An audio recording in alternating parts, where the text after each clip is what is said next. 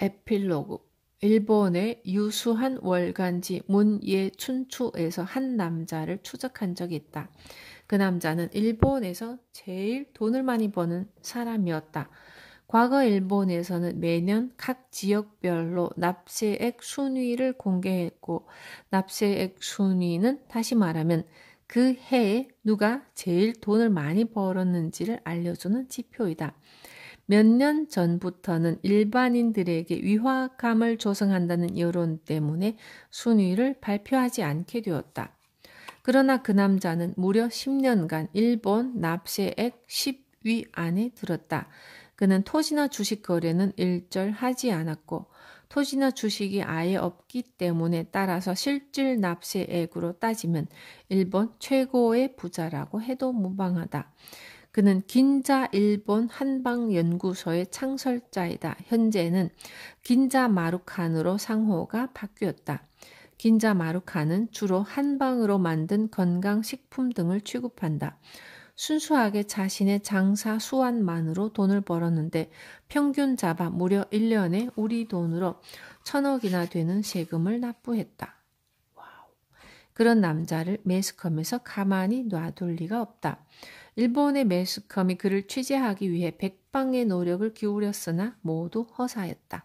그는 전혀 대중 앞의 모습을 드러내지 않았고 딱 한 번 브로드캐스터라는 텔레비전 프로그램에 출연한 적이 있는데 물론 그때도 얼굴을 가린 채 출연했다.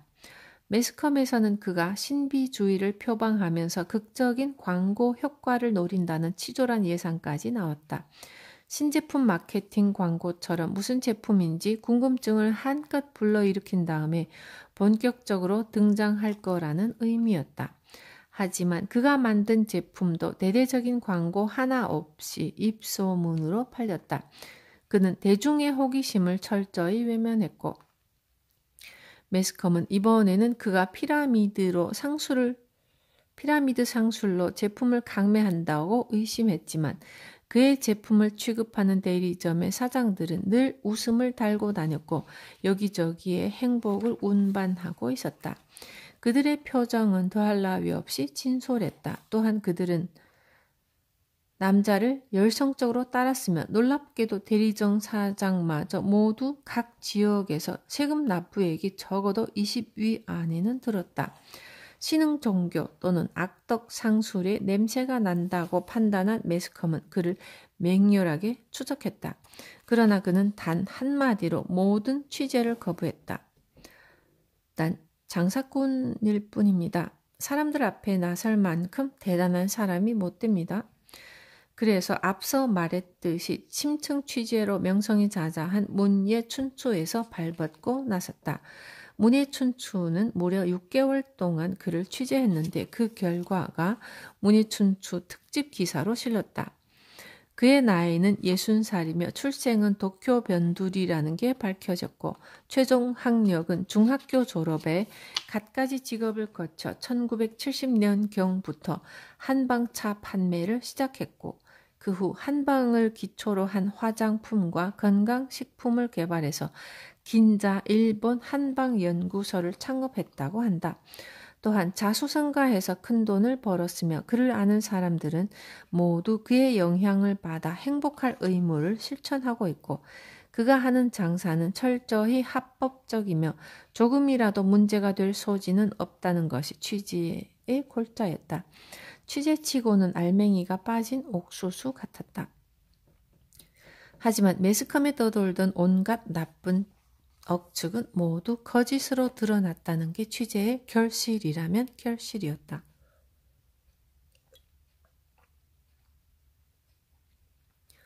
세무서와 그가 다닌 학교, 그가 일했던 곳, 그의 친척들을 모두 망라해서 취재했지만 수상한 흔적은 전혀 발견되지 않았다. 다만 그 정도라면 충분히 사람들 앞에 나설 자격이 되건만 너무 겸손한 성격이 구구한 억측을 불러왔다는 사실이 증명되었다. 그 후 그의 제자들이 나섰다. 그에게 배운 가르침을 글로 써서 책으로 출판했고 강연 요청에 적극적으로 부응했고 그의 제자들 대부분은 긴자 마루칸의 각 지역 대리점 사장들이었다. 중소기업 직원, 자동차 면허 학원, 강사, 커피숍 주인, 주부였던 사람들이 그와의 만남으로 인생의 새로운 계기를 맞이했다. 그의 장사 철학은 금세 전국적인 열기를 불러일으켰다. 사람들은 일본에서 제일 돈을 많이 버는 사람의 장사 비결을 알고 싶어 했다. 이윽고 그도 책을 출판했다. 그리고 나오자마자 베스트셀러 목록에 이름을 올렸다. 그런데 실망스럽게도 그가 쓴 돈 버는 지름길은 지금 행복하라는 단순한 내용뿐이었다. 행복하기 위해서는 늘 웃으면서 하루를 맞고 모든 이와 모든 사물에 감사하며 지내야 한다는 게 그의 돈벌이 철학이었다. 그 책을 읽은 대부분의 사람들은 너무 뜬구름 같은 말이라며 무시해버렸다. 사람들은 내일 1억 천금의 구체적인 지침을 바랐기 때문이다. 내심. 하지만 그 말을 바보처럼 믿고 따른 사람들이 있었는데 바로 그의 제자들. 그들은 돈벌이뿐만 아니라 인생에 있어서 중요한 조언을 그의 말대로 충실히 따랐고 그의 조언대로 성공하고 행복을 거머쥐었다. 이 허무맹랑하고 믿지 못할 일들은 모두 일본에서 실제로 벌어진 실화이다. 그 남자의 이름은 바로 사이토 히토리. 이 책은 사이토 히토리의 강연과 자료를 바탕으로 하여 사실 위주로 쓴 글이다. 굳이 경영 스토리라는 형식을 취한 이유는 앞에도 언급했듯이 사이토 히토리의 말을 그대로 받아들이기에는 너무 이상한 사실들이 많기에 혹여 있을 독자들의 어리둥절함을 완화하려는 의도였다. 커피숍을 M과의 극적인 만남의 장소로 설정한 까닭은 사이토 히토리가 초창기 장사를 시작할 때 제자들이 실제로 모였던 장소가 커피숍이었기 때문이다. 행복하기 연습, 웃는 연습, 감사하기 연습, M이 설파한 장사 철학은 사이토 히토리의 저서와 강의 CD, 제자들의 증언에서 모두 따온 내용들이다. 필자가 한 일은 각각의 재료를 보기 좋게 집어들어 독자들이 읽기 쉽게 배우랬을 뿐이다. 도쿄에 가면 사이토 히토리의 팬들이 모이는 장소가 있다. 필자도 한번 찾아간 적이 있는데 그곳은 커다란 재래시장의 한복판에 분홍색 간판이 달려있는 3평 남짓한 작은 공간이었다. 그곳에서 사이토 히토리와 제자들이 펴낸 책과 긴자 마루칸에서 취급하는 상품의 샘플이 진열되어 있었다. 그곳은 사이토 히토리의 팬들이 자발적으로 운영하고 있는데 사이토 히토리는 아주 가끔 얼굴을 비친다고 한다. 필자는 방명록에 사인을 하고 사이토 히토리가 직접 손으로 쓴 액자 앞에 마주 섰다. 그런데 곁에 있던 사람이 필자에게 앞쪽의 상자를 가리키며 그 안에 든 종이를 한 장 뽑으라고 권유했다. 그는 뽑기 전에 운이 좋다는 말을 3번 소리내서 읊으라고 말해주었고 그러면 본인에게 딱 알맞은 글귀가 적힌 종이를 뽑게 된다고 덧붙였다. 필자가 뽑은 종이에는 사이토 히토리의 명언 중 하나가 적혀 있었다. 솔직히 깜짝 놀랐다.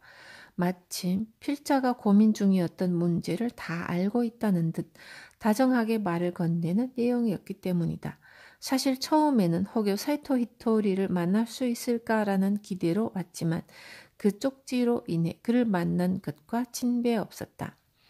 필자는 이 책을 쓰면서 사이토 히토리의 심정이 되어보려고 부단히 노력했다. 그렇기에 독자 여러분도 이 책을 통해 그를 충분히 그리고 행복하게 만날 수 있기를 바란다. 감사합니다. 나는 운이 좋습니다. 나는 행복합니다.